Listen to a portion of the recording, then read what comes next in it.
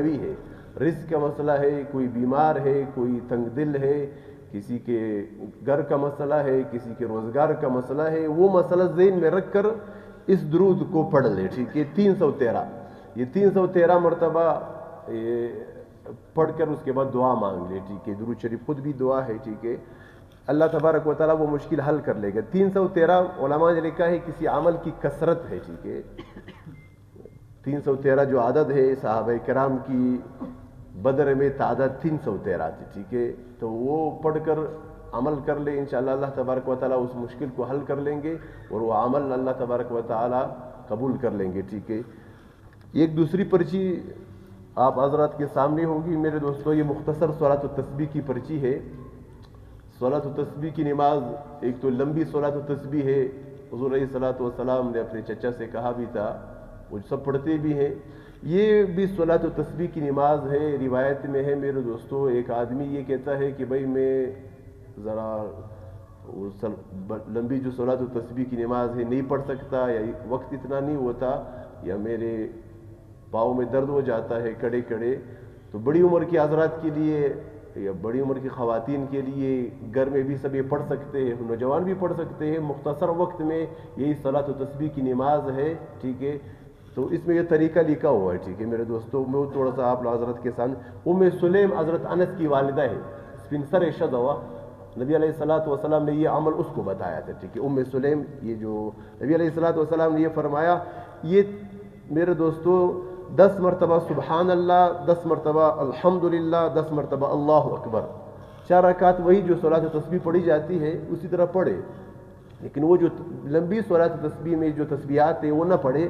یہ 10 مرتبہ سبحان اللہ، 10 مرتبہ الحمدللہ، 10 مرتبہ اللہ اکبر، یہ آپ کو اختیار ہے، آپ کدھر پڑھنا چاہتے ہیں، سجدے میں پڑھ لے بہت ہی اچھا ہے، 10 مرتبہ سبحان اللہ، 10 مرتبہ الحمدللہ، 10 مرتبہ اللہ اکبر، الرکعات میں اس کو آپ سجدے میں پڑھ لے، باقی وہی 4 رکعت نماز، جس طرح 4 رکعت آپ نفل پڑھتے ہیں یا 4 رکعت زور کی سنتیں ہیں، یہ وہی نماز ہے بالکل، لیکن وہ جو تسبیح لمبی صلاۃ التسبیح میں جو تسبیح پڑھی جاتی ہے وہ نہ پڑھے، یہ اس میں پڑھ لے، ٹھیک ہے، آسانی کے طور پر ہے، ٹھیک ہے، ہر ایک پڑھ بھی سکتا ہے، سجدے میں پڑھ لے، ٹھیک ہے۔ لیکن یہ ہے کہ معنی کا علماء نے آگے لکھا ہے کہ بھائی صرف زبان سے نہیں، ان کلمات کے معنی کا بھی دھیان رکھا جائے، محض زبان سے نہ پڑھے، یعنی آپ سبحان اللہ جب پڑھیں گے تو اپنے آپ کو خدا کے سامنے کہ بھائی میں تو سراپا عیب ہوں، کمی مجھ میں ہے، خدا آپ پاک ہے، ٹھیک ہے، سبحان اللہ، پاکی آپ کے لیے، ٹھیک ہے، یہ معنی کا انسان ذہن میں رکھ کے کہ میں کیا پڑھ رہا ہوں، الحمدللہ، تمام تعریفیں خدا آپ کے لیے، آپ نے مجھے توفیق دی، اس پر میں آپ کا شکر ادا کرتا ہوں کہ میں آپ کے سامنے سر بسجود ہوا، نماز کی توفیق خدا آپ نے مجھے دی، نفل کی توفیق خدا آپ نے مجھے دی، میں اس پر آپ کا شکر ادا کرتا ہوں، الحمدللہ، دل سے پڑھے نا اس کو، زبان سے نہیں پڑھا الحمدللہ الحمدللہ الحمدللہ، اس میں میرے دوستو یہ زبان سے پڑھنے کو، رٹے لگانے کو، اس عمل کا اثر نکل جاتا ہے میرے دوستو، دل سے پڑھے، سمجھ کر پڑھے، ٹھیک ہے، اللہ اکبر اللہ اکبر، اللہ اکبر اللہ اکبر اللہ اکبر اللہ اکبر، یہ اتنے عرصے سے پڑھے آ رہے ہیں، ٹھیک ہے، مسئلہ حل نہیں ہوا ہمارا، وجہ یہی ہے کہ صرف زبان پر ہے میرے دوستو، اللہ اکبر، بڑائی اللہ کے لیے ہے، اللہ ہی بڑے ہیں، علم میں، طاقت میں، قدرت میں، تمام دنیا کے خزانے اس کے پاس ہیں، میں اس کے گھر پر، اس کے در پر مہمان آیا ہوا ہوں، یہ جو غیرتی آدمی ہوتا ہے اس کے در پر کوئی چلا جائے خالی ہاتھ واپس نہیں لوٹاتا اس کو، تو خدا غیرتی ہے، میں اس کے گھر پر آیا ہوں، اس کے سامنے سجدہ کر رہا ہوں، وہ اکبر ہے، بڑائی اس کے لیے ہے، علم، قدرت، طاقت، تمام دنیا کے خزانے، دنیا کی خیریں، آخرت کی خیریں اس کے پاس ہے، میں اس کے گھر پر آیا ہوں، وہ بڑا ہے، تو یہ معنی ذہن میں ہو، پھر یہ عمل کرے، پھر اس کا اثر میرے دوستوں ہوگا، ٹھیک ہے۔ تو یہ مختصر صلاۃ التسبیح کی نماز کی پرچی ہے میرے دوستوں۔ ایک اور پرچی، یہ شب قدر کے کچھ اعمال ہے، ٹھیک ہے، تو آسان اس میں لکھے ہوئے، ٹھیک ہے، اردو میں لکھے ہوئے ہیں، ٹھیک ہے میرے دوستوں، یہ گھروں میں بھی دے دے، خود بھی اس پر عمل کر لے، ٹھیک ہے۔ یہ دوسری پرچی آپ کے سامنے ہوگی، ٹھیک ہے، حضرت کعب احبار شب قدر کے کچھ اعمال ہے، یہ پرچی شاید سب کے سامنے ہوگی۔ نبی علیہ الصلوۃ والسلام کے صحابی رسول کعب احبار کہ جو شخص اس شب قدر کو اللہ تبارک و تعالی کا نام، یہ جو کلمہ طیبہ کے پہلے جو الفاظ لا الہ الا اللہ، یہ 3 مرتبہ کہے. اب لا الہ الا اللہ 3 مرتبہ ایک آدمی زبان سے کہتے ہیں میرے دوستو. میں یہ عرض کر رہا ہوں اس کو سمجھ کر پڑھے, دل سے پڑھے. لا الہ الا اللہ, کوئی معبود نہیں اللہ کے علاوہ, کوئی مسجود نہیں, کوئی محبوب نہیں, کوئی الہ نہیں, عبادت کے لائق وہی ہے, وہ میرا سب کچھ ہے, میں اس کے در پر آیا ہوں. یہ دل سے لا الہ الا اللہ پڑھ لے, گناہ بھی معاف ہو جائیں گے. ٹھیک ہے, آگے جو اس کی فضیلت لکھی ہوئی. دوسرا عمل لکھا ہوا ہے, حضرت علی رضی اللہ تعالیٰ عنہ فرماتے ہیں جو شخص شب قدر میں عشاء کے بعد 7 مرتبہ سورۃ القدر پڑھے گا. اس رات کی فضیلت جس صورت میں بیان ہوئی ہے سورۃ القدر, انا انزلناہ فی لیلۃ القدر وما ادراک ما لیلۃ القدر, یہ چھوٹی سی صورت ہے. کہتے جو عشاء کے بعد 7 مرتبہ پڑھے گا اللہ تعالیٰ اس کو ہر بلا اور مصیبت سے نجات دے گا. ٹھیک ہے, حالات کا سب کو پتہ ہے, گھر سے نکلتے ہوئے صدقہ دیا کرے, ہر نماز کے بعد میرے دوستو آیت الکرسی پڑھ لیا کرے. ٹھیک ہے, انہی اعمال کی بدولت اللہ تعالیٰ ہماری حفاظت فرمائیں گے. ٹھیک ہے, تو یہ کہہ رہے ہیں کہ اللہ تعالیٰ ہر حالت سے, مصیبت سے, آفت سے ہماری حفاظت کرے گا. ٹھیک ہے, تو یہ میرے دوستو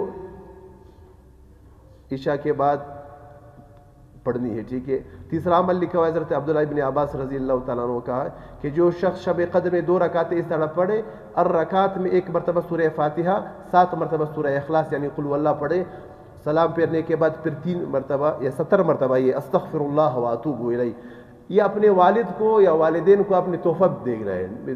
بہترین تحفہ یہ ہے, والدین کے تمام گناہ معاف ہو جائیں گے اس عمل سے. والدین چاہے اس دنیا میں موجود ہو یا اس دنیا سے رخصت ہو چکے ہو, دونوں ہیں میرے دوستوں. عمل کا تحفہ زندہ آدمی کو بھی آپ دے سکتے ہیں, جو اس دنیا سے رخصت ہو چکے ان کو بھی دے سکتے ہیں. ٹھیک ہے, تو اگر والدین زندہ ہے ان کے لیے پڑھے, ان کی گناہ اللہ تبارک و تعالیٰ معاف کرے گا. یا والدین اس دنیا سے رخصت ہو چکے ہیں, یہ عمل کر لے, اس میں 5 سے 15 منٹ بھی نہیں لگیں گے میرے دوستوں, لیکن یہ عمل کرے, لیکن نیت میں یہ ہو یا اللہ میرے والدین کے گناہ معاف ہو. آگے لکھا ہوا ہے کہ پھر اس کے بعد 70 مرتبہ استغفر اللہ واتوب الیہ پڑھے. مصلی سے یہ اٹھنے بھی نہ پائے گا, اللہ تعالیٰ اس کے والدین کے گناہ معاف کر دے گا. یہ والدین کے لیے بہترین تحفہ ہے. اگلا عمل لکھا ہوا, جو شخص رات میں 4 رکعت اس طرح پڑھے, الرکعت میں سورہ فاتحہ, اس کے بعد الحاکم التکاثر, پھر اس کے بعد 3 مرتبہ قل هو اللہ, اور اسی طرح دوسری, تیسری, چوتھی رکعت میں بھی اسی طرح پڑھے, موت کی سختی اللہ تبارک و تعالیٰ اس کے لیے آسان کر لے گا میرے دوستو. یہ آج رات کا عمل ہے, کل رات کر لے, کسی بھی وقت پڑھ لے, اللہ تبارک و تعالیٰ موت کی سختی انسان سے آسان والا بابر. آگے لکھا ہوا ہے شب قدر کے یہ کچھ اعمال ہیں. ٹھیک ہے میرے دوستو, بہترین عمل اس دن بھی اس پر میں نے بات کی تھی, جو نبی علیہ الصلوۃ والسلام نے حضرت عائشہ رضی اللہ تعالیٰ عنہ کو دعا سکھائی تھی. ٹھیک ہے, وہ دعا بھی اس میں لکھی ہوئی ہے میرے دوستو. امی جان نے پوچھا تھا رسول اللہ صلی اللہ علیہ وسلم سے, یا رسول اللہ اگر یہ رات میں پاؤں تو کون سی دعا مانگوں؟ وہ دعا لکھی ہوئی ہے, اللہم انک عفو, یا اللہ آپ معاف کرنے والے ہیں, تحب العفو, معافی آپ کو پسند ہے, فاعف عنا, ہمیں بھی معاف فرما. وہ دعا بھی لکھی ہوئی. ٹھیک ہے, آگے لکھا ہوا اس رات میں ایک قسم کی نہیں عبادت, جو عبادت آپ کے لیے آسان ہو, دعا, تلاوت, نماز پڑھے, نفل پڑھے, یعنی گھر میں بھی یہی ماحول ہو میرے دوستوں. جس طرح ادھر کوئی اعتکاف والے بیٹے ہیں, گھر میں بھی اسی طرح والد دعا مانگ رہا ہو, والدہ نفل میں ہو, ذکر میں ہو, تلاوت میں ہو, جو رحمتیں اور برکتیں ہوں گی وہ گھروں میں بھی آ جائیں گی میرے دوستوں. گھر میں یہ ماحول نہ ہو کہ بھئی عید کی تیاری ہو رہی ہے, صفائی ہو رہی ہے, سحری کے لیے تیاری ہو رہی ہے, بس کر لے, بہت ہو چکا. ٹھیک ہے, اب یہ راتیں جاگنے کے لیے ہے, یہ راتیں عمل کے لیے میرے دوستو, اس کو غفلت میں نہ گزارے میرے دوستو. تو یہ جتنے بھی اعمال ہیں گھروں میں بتا دے, میں یہ عرض کر رہا ہوں, یہ وہ پوچھ ہوگی ہم سے گھروں والوں کی, ہم گھر والوں کو نہیں بتاتے. ٹھیک ہے, یہ ضروری ہے کہ گھر والوں کو بتائے. عورتیں بیچاری رات کو بیٹھ جاتی ہے, زیادہ اہتمام ہوتا ہے عورتوں کا یہ نوافل وغیرہ کا, لیکن وہ کوئی بتانے والا نہیں ہوتا میرے دوستو. اچھا, ایک اور ہے, یہ دعاؤں کی پرچی ہے میرے دوستو. یہ قرآنی دعائیں ہیں, اس میں لکھی ہے, اس پر پہلے بھی میں بات کر چکا ہوں میرے دوستو. نبیوں نے جو دعائیں مانگی اللہ نے ان کی دعا قبول کی ہے. نبی مستجاب الدعوت ہوتا ہے, ان کی دعا قبول ہوتی ہے. ٹھیک ہے, جو دعا پھر قرآن نقل کرے وہ دعا قبول شدہ ہے. پھر قرآن نے پھر کیوں نقل کیا؟ ہمارے لیے نقل کیا کہ تم بھی پڑھو, تم بھی مانگو, جس طرح نبی کی دعا قبول ہوئی ہے اللہ تعالیٰ تمہاری بھی دعا قبول کر لے گا. یہ کچھ نبیوں کی دعائیں ہیں میرے دوستو, اس میں یہ آپ کی آسانی کے لیے دی ہے. آپ نفل میں اس دعاؤں کو مانگ سکتے ہیں, سجدے میں مانگ سکتے ہیں. یہ 4 دعائیں ہیں, میں اس میں تھوڑی بات کر لوں گا. یہ ضروری ہے میرے دوستو, کیونکہ ہمارا تعلق دعا کے ساتھ عجیب ہے. ٹھیک ہے. 2 دعائیں یاد ہے بس وہی ہم پڑھ لیتے ہیں, ٹھیک ہے. نہیں, دعاؤں کے ساتھ ہمارا تعلق 2 منٹ کا 5 منٹ کا نہ ہو, ٹھیک ہے. یہ رمضان گزر رہا ہے, بالکل اختتام کو پہنچ رہا ہے, ہمارے عمل میں اضافہ ہو, یعنی دعا پہلے 5 منٹ, ابھی 15-20 منٹ تک ہماری دعائیں پہنچنی چاہیے, ٹھیک ہے. آخر میں انسان ہے کمزور ہو جاتا ہے, لیکن میرے دوستوں سستی نہیں بلکہ چستی دکھائے, ٹھیک ہے, کیونکہ آخری میں نتیجہ نکلتا ہے, اعتبار خاتمے کا ہوتا ہے. یہ رمضان کی آخری گھڑی آئے, وہ سواری میں نا جب مقابلہ ہوتا ہے, ٹھیک ہے, منزل کے قریب انسان پہنچ جاتا ہے, حالانکہ تھکا ہوا ہوتا ہے یا وہ سواری تھکی ہوئی ہوتی ہے گھڑ سوار کی, لیکن وہ سب سے زیادہ زور آخر میں لگایا جاتا ہے کہ بھئی آخر منزل پہنچ چکا ہے. تو میرے دوستو یہ کچھ دعائیں ہیں, اس میں نبیوں کی دعائیں ہیں. میں اس پرچی کو پڑھتا ہوں, یا آپ حضرات کے سامنے یہ پرچی پہنچ چکی ہوگی, ٹھیک ہے. ایک وہ طریقہ ہے جو اس کاغذ پر لکھا ہوا ہے, ایک میں آپ کو زبانی بھی بتاؤں گا, ٹھیک ہے میرے دوستو. پہلے زبانی سن لیں, پھر اس پرچی کو پڑھ لیں. 2 رکعت صلاۃ الحاجت آپ پڑھ لیں, ٹھیک ہے. 2 رکعت صلاۃ الحاجت, کوئی بھی مسئلہ ہو آپ کا, روزگار کا ہو, گھر کا ہو, ٹھیک ہے, شادی کا ہو, آگے آپ کی زندگی کا ہو, ٹھیک ہے, دنیا کا ہو, آخرت, کوئی بھی مسئلہ, صلاۃ الحاجت کا مطلب ضرورت ہے, وہ ذہن میں 2 رکعت پڑھ لیں. 2 رکعت میں یہ جو دعائیں ہیں میرے دوستو, یہ سجدے میں آپ مانگے, ٹھیک ہے. عام 2 رکعت ہے, اس میں سورہ فاتحہ پڑھ لیں, قل هو اللہ پڑھ لیں, کوئی مسئلہ نہیں ہے. سجدے میں آپ نبیوں کی یہ دعائیں, اب کس نبی کی کون سی دعا وہ میں بتاؤں گا, ٹھیک ہے. مثال کے طور پر اب یہ پہلی دعا لکھی ہوئی ہے یہاں پر, لا الہ الا انت سبحانک انی کنت من الظالمین, چھوٹی سی دعا ہے, سب کو یاد ہے, آیت کریمہ اس کو کہتے ہیں, ٹھیک ہے. یہ حضرت کس کی دعا ہے, کوئی بتائے گا؟ شاباش, حضرت یونس علیہ السلام کی دعا ہے, آیت کریمہ. حضرت یونس علیہ السلام کا واقعہ سب کو پتہ ہے, قرآن نے نقل کیا ہے. یعنی سامنے موت ہے, موت کیا, موت کے منہ میں چلے گئے ہیں, مچھلی نے نگل لیا, ٹھیک ہے. یعنی زندگی کے کوئی آثار نظر نہیں آ رہے ہیں, گرد دروازے بند اس ہوئے. اس موقع پر خدا نے حضرت یونس کو یہ کلمات سکھائی, یہ دعا سکھائی ہے. یعنی انسان پر اگر کوئی ایسا مسئلہ آ گیا کہ بھائی سارے دروازے بند ہیں, کوئی مسئلہ حل نہیں ہو رہا ہے بالکل, تو حضرت یونس علیہ السلام نے یہ دعا مانگی, لا الہ الا انت سبحانک انی کنت من الظالمین. آگے دیکھیں قرآن کی آیت میں کیا ہے, فاستجبنا لہ, ہم نے حضرت یونس کی اس دعا کو قبول کیا. آگے وَنَجَّيْنَاهُ مِنَ الْغَمِّ, اس مصیبت سے ہم نے ان کو نجات دی. مچھلی کے پیٹ میں, سمندر کا پیٹ ہے, پھر مچھلی, زندگی کے کوئی آثار نہیں, اللہ تعالیٰ نے زندگی دی ان کو. قرآن کہتا ہے یہ صرف حضرت یونس کے ساتھ یہ دعا خاص نہیں ہے, وَكَذَلِكَ نُنْجِي الْمُؤْمِنِينَ, اسی طرح ہم مومنوں کو بھی نجات دیں گے. جو بھی اس دعا کو مانگے گا ہم اس کے لیے راستہ نکالیں گے میرے دوستو. یہ دعا اپنی عادت بنا لے میرے دوستو. وَكَذَلِكَ نُنْجِي, اسی طرح ہم مومنوں کو جو اس دعا کو پڑھے گا, جو اس دعا کو اپنی عادت میں شامل کرے گا, ہم اس کو نجات دیں گے. یہ آیت کریمہ ہے, ٹھیک ہے. آپ اس کو 21 مرتبہ, 23 مرتبہ, 11 مرتبہ, 17 مرتبہ, جتنی مرتبہ بھی سجدے میں مانگ سکتے ہیں مانگ لیں, ٹھیک ہے. دوسری دعائیں مثال کے طور پر, ٹھیک ہے, یہ اس پرچی پہ لکھے ہوئے, اس کے علاوہ بتا رہا ہوں, ٹھیک ہے. پھر سجدے میں آپ یہ بھی دوسری دعا لکھی ہے مثال کے طور پر, ربی انی مسنی الضر وانت ارحم الراحمین. کوئی بھی مسئلہ ہے, بیماری ہے, پریشانی ہے, یہ حضرت ایوب علیہ السلام کی دعا ہے. ایوب علیہ السلام پر ابتلاءات اور آزمائشیں آئی, ٹھیک ہے, ان کا مال, ان کی جائیداد اور ان کی صحت سب کچھ چلی گئی تھی. اللہ تعالیٰ نے ابتلاء اور آزمائش کے طور پر ان پر حالات لائے. اس کے بعد اللہ تعالیٰ نے یہ کلمات سکھائے, یہ دعا سکھائی ہے, ٹھیک ہے. ربی انی مسنی الضر, خدایا بس, ٹھیک ہے, میری جان کو آ گئی ہے مصیبت, ٹھیک ہے, یہ میری بدن کے ساتھ ایسی لگ گئی ہے, آپ سب سے زیادہ رحم کرنے والے ہیں, ٹھیک ہے. یہ دعا ہے ربی انی مسنی الضر, یہ حضرت ایوب علیہ السلام کی دعا ہے. جس کو سجدے میں مانگے, بار بار مانگے, ٹھیک ہے. آگے کچھ اور دعائیں بھی ہیں, ٹھیک ہے.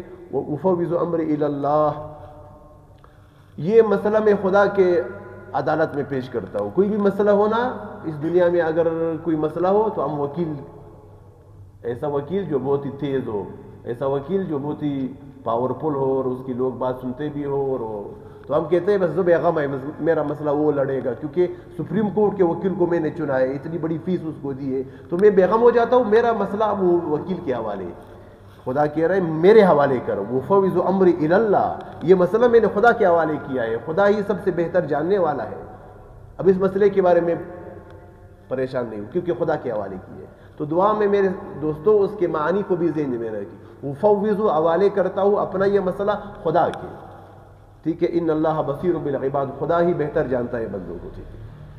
یہ چوتھی دعا ہے حضرت ابراہیم علیہ السلام کی، حسبنا اللہ ونعم الوکیل، یہ بھی سجدے میں بار بار مانگے، میرے لیے خدا کافی ہے، میرے لیے خدا کافی ہے، ٹھیک ہے، کسی بھی مسئلے میں، کسی بھی پریشانی میں، دنیا نام ہی پریشانی کا ہے، ٹھیک ہے، ابتلا اور آزمائشوں کا نام ہے ہر معاملے میں، تو یہ ایک آدمی جب دل سے یہ کہتا ہے کہ میرے لیے خدا کافی ہے، ٹھیک ہے، وہ بہترین کارساز ہے، بہترین مددگار ہے میرا۔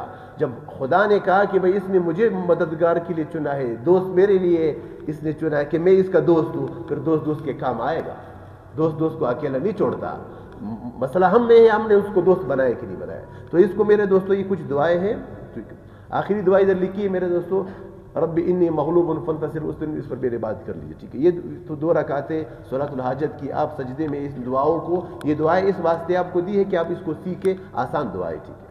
باقی اس پرچی پہ جو نماز کا طریقہ لکھا ہوا ہے میرے دوستوں، جس کو اللہ توفیق دے، جس کی ہمت ہو، ٹھیک ہے، وہ طریقہ ادھر آسان لکھا ہوا ہے، 4 رکعتیں پڑھیں، ہر رکعت میں الگ دعا ہے، ٹھیک ہے، یہی دعا جو میں نے بتائی ہے، ٹھیک ہے، یہی دعا ہے، انبیاء کی دعائیں ہیں، ہر دعا سورہ فاتحہ کے بعد آپ 100 مرتبہ مانگ سکتے ہیں، ٹھیک ہے، سورہ فاتحہ کے بعد سورت نہیں پڑھنی، اس دعا کو پڑھنا ہے، ٹھیک ہے، سجدے میں بھی پڑھیں، سورہ فاتحہ کی بھی بات پڑھیں۔ وہ علماء نے لکھا ہے، علماء کا مجرب وہ عمل ہے، ٹھیک ہے، جو بھی مسئلہ ہو، دنیاوی ہو، اخروی ہو، حاجت ہو، دشمن کا خوف ہو، کوئی بھی مسئلہ ہو، اس کو اپنے معمولات میں شامل کر لے۔ 4 رکعت والی نماز ہے، 4 دعائیں لکھی ہوئی ہے، ٹھیک ہے، سورہ فاتحہ کے بعد پہلی دعا یہ مانگے ہے، ٹھیک ہے، لا الہ الا انت سبحانک انی کنت من الظالمین، یہاں تک مانگے، وہ پوری آیت پڑھنے کی ضرورت نہیں ہے پہلی رکعت میں، ٹھیک ہے۔ دوسری رکعت میں لکھا ہوا ہے پھر سورہ فاتحہ پڑھے، یہ ربی انی مسنی الضر وانت ارحم الراحمین، حضرت ایوب علیہ السلام کی دعا ہے۔ پھر اسی طرح تیسری رکعت میں وفوض امری، سورہ فاتحہ پڑھے، پھر یہ وفوض امری الی اللہ، یہ مسئلہ میں نے خدا کے حوالے کیا ہوا ہے، خدا ہی بہترین جانتا ہے بندوں کو، ان اللہ بصیر بالعباد۔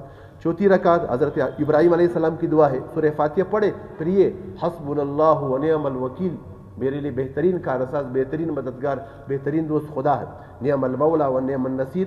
اچھا، یہ 4 رکعتیں پوری ہوگی، پھر لکھا ہے کہ سلام پھیرے، سجدے میں پھر یہ جو ہے ربی انی مغلوب فانتصر، یا اللہ میں عاجز، میں کمزور، میری مدد فرما، سجدے میں 100 دفعہ مانگ سکتے ہیں اس کو، تو خدا سے تعلق بڑھے گا جب 100 مرتبہ آپ کسی کو کسی کام کا کہو اور وہ آپ کا دوست ہو، آپ نے اس کو خدا مانا ہو، پھر آپ سجدے میں اس کے پاؤں پڑھو، سب سے زیادہ قرب کی حالت بندے اور خدا کے سجدے کی ہے۔ تو سجدے میں میرے دوستو یہ جو آیت ہے حضرت نوح علیہ السلام کی دعا ہے، ربی انی مغلوب، خدا میں عاجز آ گیا، خدا میں کمزور ہوں، دنیا کے حالات مجھ پر زوراور ہے، نفس ہے، شیطان ہے، دشمن ہے، سب نے مجھے بہت پریشان کر رکھا ہے، خدا میں کمزور ہوں، فانتصر، میری مدد آپ کر لیجیے۔ تو یہ آیتیں ساری وہ دعائیں ہیں میرے دوستو۔ اب حضرات کو اسی لیے عرض کر رہا ہوں میرے دوستو، کوشش اس بات کی کرے اس کو اپنے معمولات میں شامل کر لے، ٹھیک ہے، ایک دن کی بات نہیں ہے، رمضان میں ہم اس کو عادت بنا لے، پھر پوری زندگی کا سبق ہے یہ نبیوں کی دعا قرآن نے ذکر کی، ہمارے لیے ذکر کی کہ نبی کی خدا نے سنی، تمہاری سنے گا، تم دل سے تو پکارو اس کو یار۔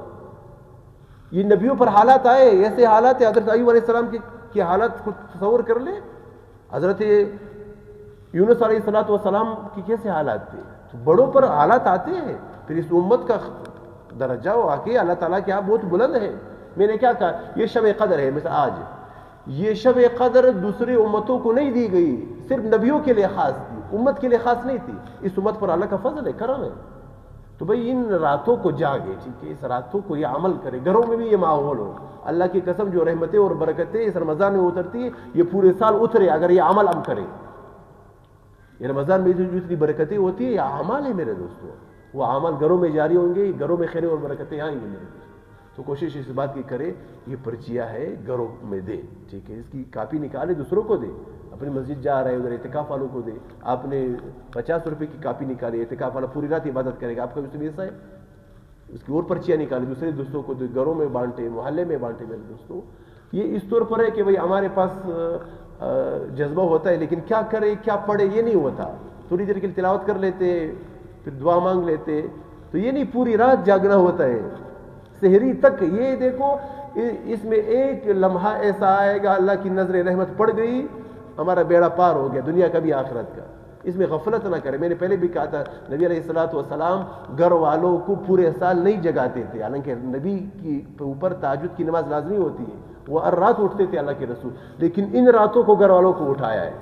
وجہ یہ تھی کہ یہ برکت والی رات ہے، خیر والی رات ہے. اس رات کو غفلت نہ ہو میرے دوستو.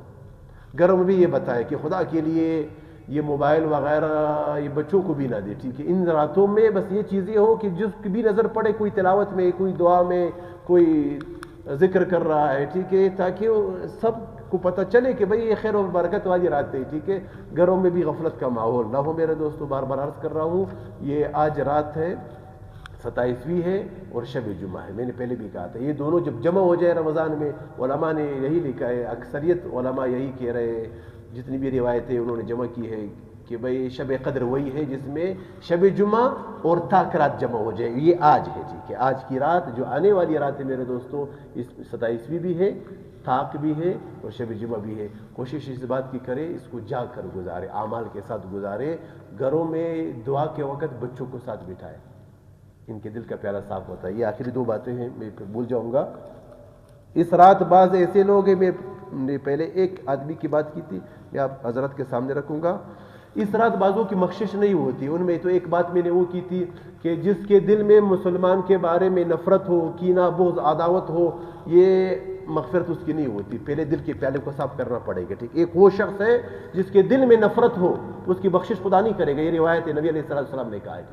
دوسرا وہ شخص، سارے نوجوان بیٹے ہیں میرے، جس سے اس کے والدین ناراض ہیں، جو والدین کا نافرمان ہے، وہ چاہے بیت اللہ کے اندر جا کر یہ سارے اعمال کرے، پورا ختم پر ختم کرے، اس کی بخشش نہیں ہوگی جب تک والدین راضی نہ ہو میرے دوست. تو والدین اس دنیا میں ہمارے آنے کا سبب ہے. والدین دنیا و آخرت کی کامیابی کی کنجی ہے میرے دوست. تو جس سے والدین ناراض ہے اس کی بخشش نہیں ہوگی. حالانکہ اس مہینے میں تو خدا کا قانون عجیب ہے، یعنی کافر بھی مر جائے اس کو قبر کا عذاب نہیں ہوگا جب تک رمضان جاری ہے. کافر، یہ رمضان کا احترام ہے.